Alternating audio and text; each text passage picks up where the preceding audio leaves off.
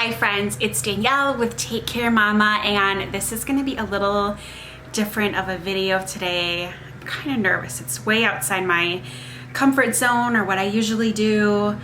I don't even know how I'm gonna title this, but a lot of you, well, if you're following me, you might know that I'm really into personal development and manifestation, which kind of go together.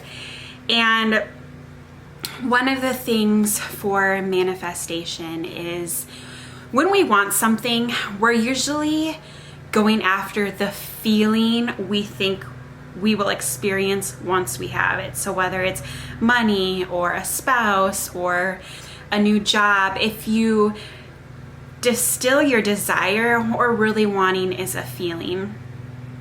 And we choose our thoughts, which create our feelings. So in manifestation, if you're trying to get something, instead of waiting for an outside thing to happen for you to feel a certain way, you feel the feeling first.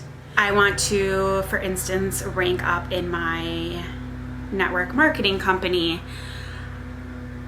I want to do that because of the feeling it's going to make me feel. It's going to make me feel pride. It's going to make me feel abundant. It's going to make me feel all those things. I can feel those things now. And so I should get access to those feelings now, feel it as if it's already happened, and I'm going to A, feel amazing, and B, attract the end result to me. So you kind of start with the end in mind, kind of start backwards and reconstruct it. Okay. That's one thing that I'm always thinking about. And then another thing that's come up recently in my reading and YouTube rabbit holes is the idea of a self-fulfilling prophecy. So I think most of us know when we expect, just to take it to an example, if I expect my son to be crabby, I might engage with him in a way that actually makes it more likely that he will be crabby toward me. And we're all in charge of our thoughts and feelings, like I said, but I can kind of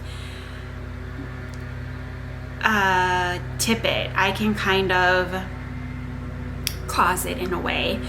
On the opposite side of the spectrum, I think I talk about this in one of my first ADHD videos with him, where if I just expect we're gonna have a really good morning together, I expect him to be happy, I expect him to be calm, not always, but sometimes it actually works and we do have a great morning because I'm changing the energy of myself and what I expect from him. It doesn't always work. He's in charge of his own emotions, he's in charge of his own thoughts and feelings. But the self-fulfilling prophecy, I mean, it's a real thing, it's scientifically studied.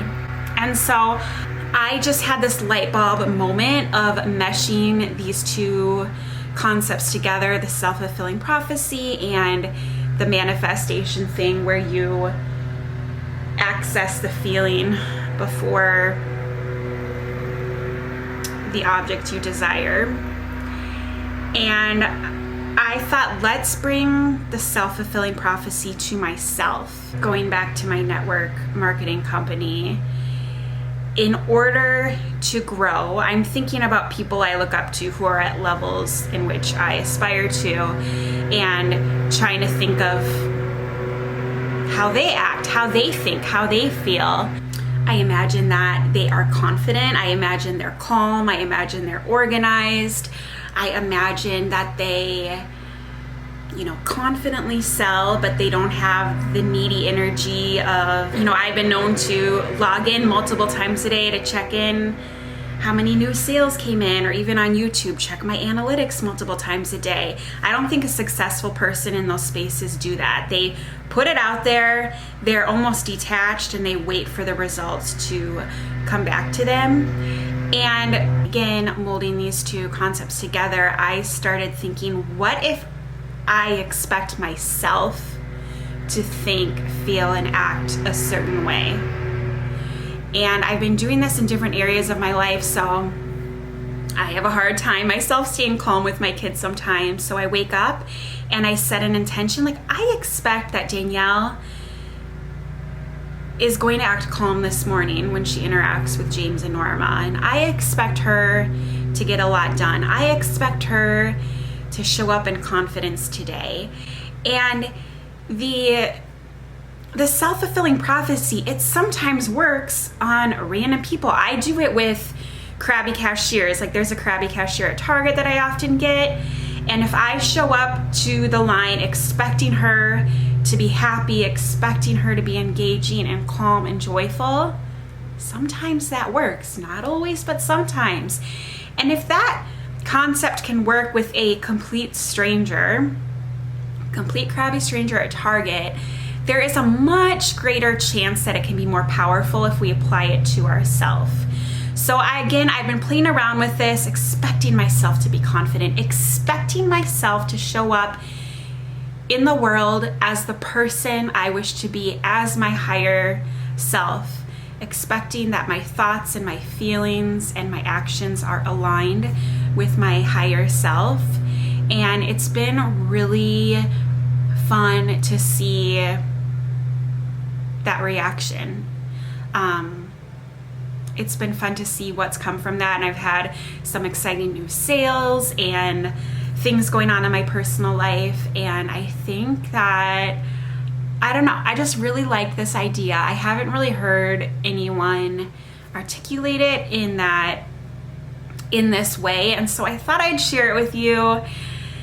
Let me know if you got anything out of it. I apologize, my husband's mowing the lawn, but I just felt inspired to come on here and share it with you before, poof, it was out of my mind.